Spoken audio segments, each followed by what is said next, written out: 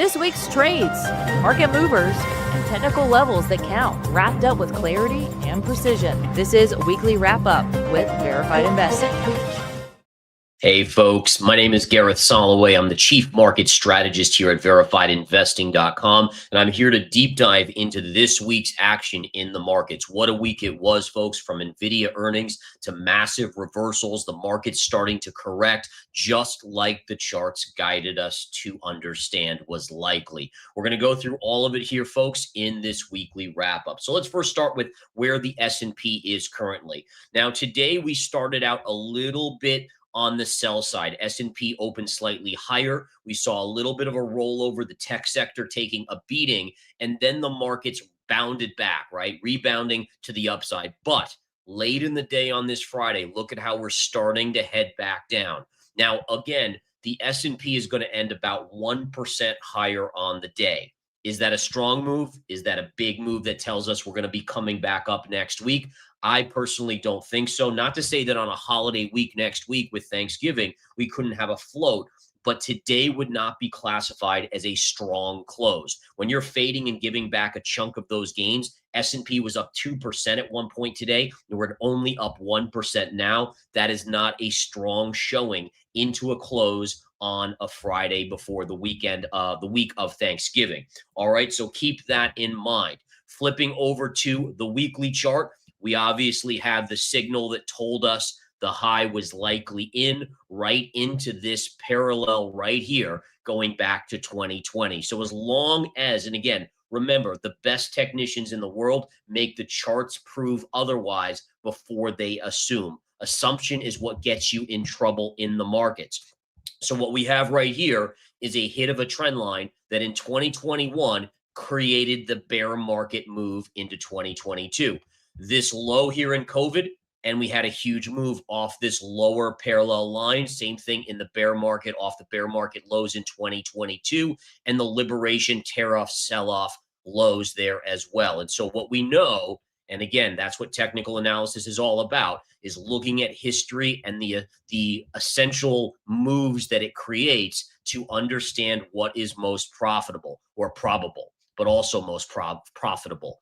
All right, so again, what we have here is a chart that is beginning to pull back. While I think we can get bounces along the way, the chances are we are headed lower in this market. So don't let today's buy the dip dissuade you or fool you from understanding that the charts remain exceedingly bearish. All right, now again, we've seen some epic corrections. I mean, this week SanDisk dropped like 30% from its highs.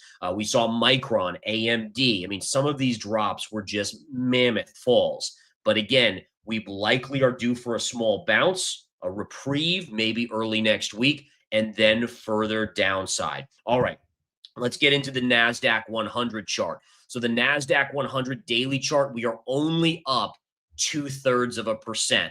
Here's your daily candle right here. Look at where we were at the lows. We were down at 581 on the QQQ.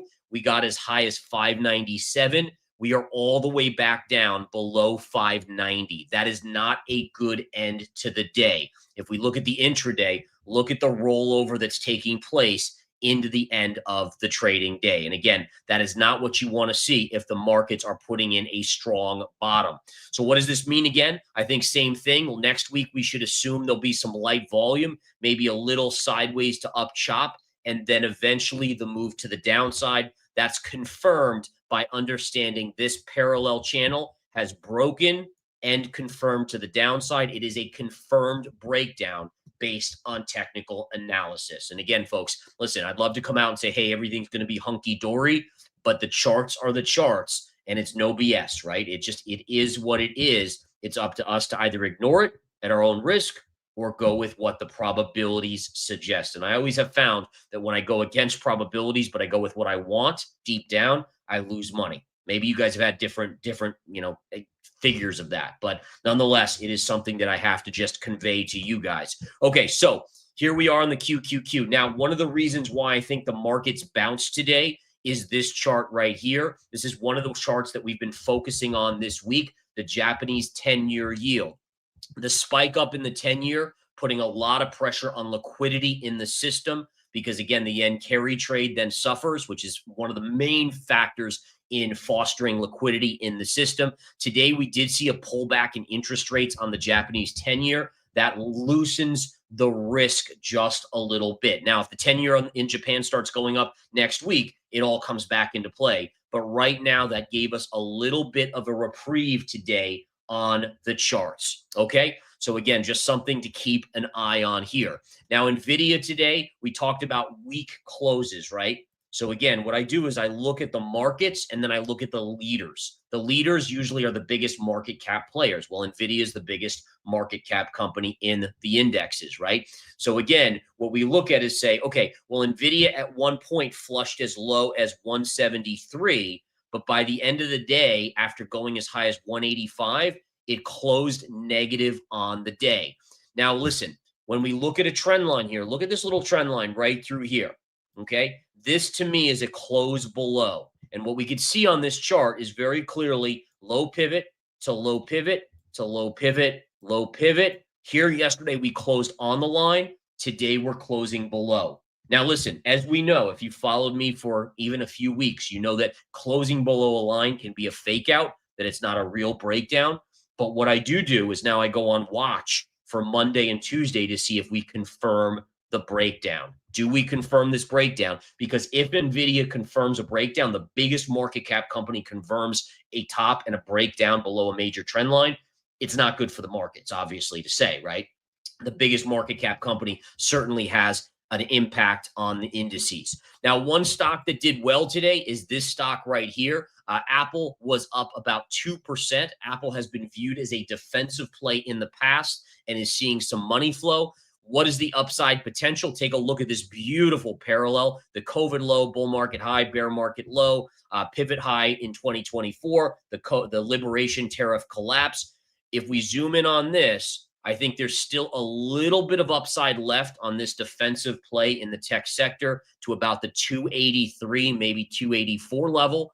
But then this tops out as well. So again, if there's one stock out there that could maybe go up a little bit, I would say it's Apple in the near term if the stock market continues to be under pressure, led by the AI stocks. But again, somewhat limited upside, maybe about $12 left on upside in Apple. Watch that trend line. It will become a sell per the charts at that point. Now, I did go long in some stocks, right? So there are some stocks that are super beaten up that even if we do continue to sell, I still think there are names that will get a bounce. Let's look at some of them here. All right. So first up, we're going to look at Oracle. So I've accumulated some Oracle. Number one, this was the close just about going into earnings. Then the stock had that massive gap up and push where it was up 45% on earnings. It was the biggest move by a market cap company of that size ever in the history of the markets. It was incredible. It also marked the top. Not good.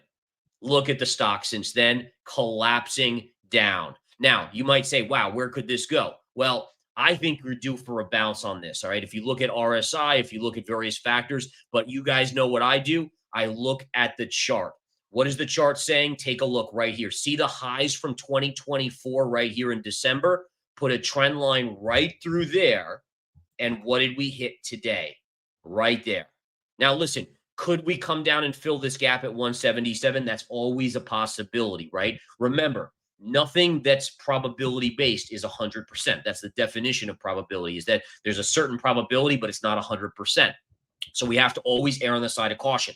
So I've inched into Oracle here for the long side, for a long swing trade, really looking for a $20, $25 bounce, nothing crazy like 10%. But also I'm leaving room to dollar cost average should it come in to this level down here, okay? But at some point, this is actually getting very attractive. And when you hit the previous all-time highs, in fact, this is where I'm getting my target price in the near term for the S&P 500 and the QQQ. This is the former high, and then we had the big pullback, and then it broke out. This is what we call a retrace to the scene of the crime. All right, if we go back to the S&P, I've talked about my downside first target on this market. It's back to the 2024 highs, which will naturally or should be naturally a technical support level. All right, on to the next stock, Circle. Circle, the stablecoin player, USDC, into its all-time low. This was the IPO day. Look at the low right there. Look at what it tagged yesterday. It actually had a good day today. To me, this looks good. Again, whether or not Bitcoin bounces, we'll have to find out. But again, this chart is very attractive for a bounce. Where would this bounce back? Max upside. And again, I don't know if it'll get here, but this low here, you can see right through this area, right in there, this low here, right through here. It makes sense. A retrace to about 105 could be in the cards. Now, for me as a trader, that's amazing. That's a 50% move. Now, will I hold 100% of my position for that upside target? The answer is no, because honestly, it's stupid to do that, right? What I do is I slowly leg into positions as things come down, and then I slowly leg out to lock in profits along the way. Good trading technique is always important, folks. Risk management is important. These are things that, again, are staples of good investors and traders. Learn them. And by the way, on Monday, Green Monday, I'll be trading live at verifiedinvesting.com. You can come watch me trade live. You'll see our real P&Ls of me and the traders. We'll be in the markets. Hopefully we get some action on Monday. Also, all courses 50% off. It's going to be an incredible day on Green Monday at Verified Investing. All right, let's look at some of these other trades. Look at this. OCLO, OKLO. Today I bought into OCLO. Same sort of deal here. Same thesis. Here's your high pivot and high pivots right through here. Look at where we went today and we bounced. This is one of those crazy high flyers. It was near $200. It came down to a low of 80 bucks today, closed at 88. This should have some sort of technical bounce here, maybe upside to about 110 before it starts running into resistance. But I love that chart setup. And then Rigetti, one of many retail favorite plays. Look at this as well. Your high from January of 2025 right there. And look at what we hit today before bouncing. We should see more upside on Rigetti next week. And again, folks, remember, the buy the dippers aren't going to go magically away. We have all seen the V-bottom recoveries on everything. So people are programmed to buy the dip. They're going to look for the big runners that have corrected now 50, 60%, and they're likely going to look for those to go back into. My job is to get in, but also to be aware and not hold for all-time highs again. Just get some good money, get some good gains, lock it in, and be on my way, looking for the next trade. All right, let everyone else, if they want to hold it for all-time highs or hodl the positions, that's fine. That's not my style because I've gotten burned when I do that. I take my gains. I may slowly leg out and let a little bit more run, but I always like to book some profits along the way. All right, Bitcoin, guys. Bitcoin is holding steady here. It did dump down to close to 80,000, bouncing. I do think Bitcoin is oversold this morning. I talked about going long some altcoins plus Bitcoin. Yes, I did do that. And again, I do think that is a good opportunity here. Now, listen, I still think it's going down to 73 to 75,000. It's still likely coming down here. But this is a massive sell-off on Bitcoin. We should see a bounce back in the charts. I would expect a rally back to about 95 to 96,000, maybe as high as 100,000. But then the next leg lower comes in. All right. So keep that in mind here, folks, is that, again, I do think we're due for a bounce on Bitcoin, but again, it may not last that long. The one thing that would change my mind, right? So as a technician, you always have to be okay with pivoting, right? You could be bearish, but then if something happens in the chart, you got to flip it around to bullish. You have to be, because if you don't, you end up losing. That's just the nature of the game here, right? And so one of the things I'll look for on Bitcoin, if we can reestablish back above that 100,000 level, then that would be extremely bullish. But as long as it hovers here below that trend line, that white trend line we just looked at, the bias remains negative. It just does. And listen, I know there's a lot of bulls out there that want to hear differently. I appreciate that. All right. I like Bitcoin, right? I mean, I love it for the long term, but that doesn't mean it's not going to go down in the near term, especially as we've seen if the stock market is coming lower. All right. Lastly, let's go through the commodities. Gold today, a small down day. It is still holding support. If this support gives way, hop, skip, and a jump to this low at around 38.90. If it breaks 38.90, we're likely headed back to 36 to 3,500. I'm still a huge long-term bull on gold. I still think it's going to 5,000 next year, but I still think there's a chance it needs to wash out some more players that bought in late and kind of get people a little bit more bearish on gold before that next move takes over. Okay. So again, long-term bull, short-term neutral to negative bias on gold. Silver, same sort of deal here. It hammered on the key support line here. If this breaks, we retest 45.5. If that breaks, we're going to 43 to 42. I'll start buying below 43 aggressively all the way down to about 39. And I do think that it bottoms out at most around that $39 level.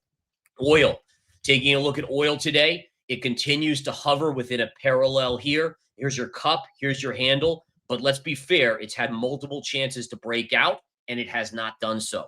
All right, now listen, it's still holding the pattern. We're still holding this trend line here, and we haven't taken out the low of the cup. So it still technically is a bullish pattern, but it is stretching the leniency of the pattern. There's no doubt about it. Let's watch to see which way does it go next week as we get into that big driving and travel day on Wednesday going into Thanksgiving. Remember, Thanksgiving, the markets are closed here in the U.S., but Wednesday we have markets open. I think it might be a half day, and then Friday markets are open as well. Lastly, natural gas. It did eke out a move up today. It even made a near-term higher high. It continues to likely be headed up into this zone between $5 and $5.30. Once it gets there, I think that's your shortable opportunity. But my guess is it's probably going close to $5.30 before it starts to have a significant pullback. All right. So listen, it has been a week for the ages, folks. A lot of people have been lulled to sleep by the complacency of the market, how every small 1 or 2% pullback within a day or two, we've made new all-time highs. As of today, the S&P was down well over 5%, even 6% from its all-time highs. NASDAQ even down more. Ultimately, you're going to get bounces. But until proven otherwise, the charts are in charge, and they are telling us that the markets are not done going down. Be aware of that. I will guide you through. As always, Verified Investing is here to give you the truth, the charts, the data, no BS. Join us for Green Monday. And one more announcement. As of next week, these weekly market updates, the weekly wrap-up, will be at 420 instead of 355. So 420 starting next week to match up with trading the close Monday through Thursday, now at 420 as well. You guys have a great rest of your day. Thanks so much for tuning in, guys. Go have a great weekend, and I'll keep you updated. Take care.